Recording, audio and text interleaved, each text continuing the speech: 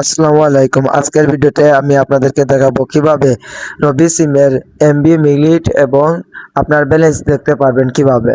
তো যদি আপনার কাছে মাই রবি যদি থাকে তাহলে অ্যাপসে গিয়ে মানে দেখতে পাবেন। এখন যদি আপনার কাছে যদি মাই অ্যাপস রবি যদি থাকে না, মাই রবি যদি থাকে না, তাহলে কিভাবে আপনি দেখতে পারবেন আজকের ভিডিওতে আমি দেখিয়ে দিচ্ছি। তাহলে সর্বপ্রথম আপনি আপনার ফোনের এই ডায়ালে যেতে হবে।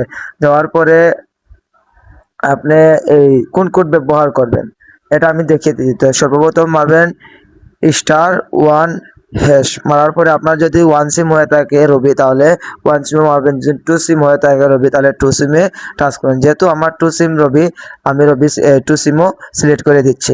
দেওয়ার পরে দেখতে পারবেন একটু লোডিং নেবে আর কি।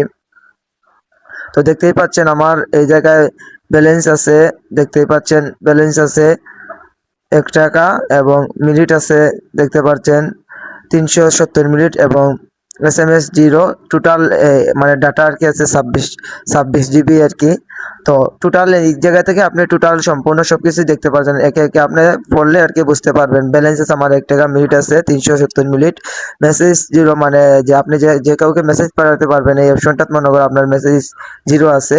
এবং আমার এমবি মানে ডাটা আছে গিয়ে 26 জিবি, মানে ডাটা যেটা এটা হলো আমাদের সিমে কতটুকু এমবি আছে এটা আর কি বুঝাইছে।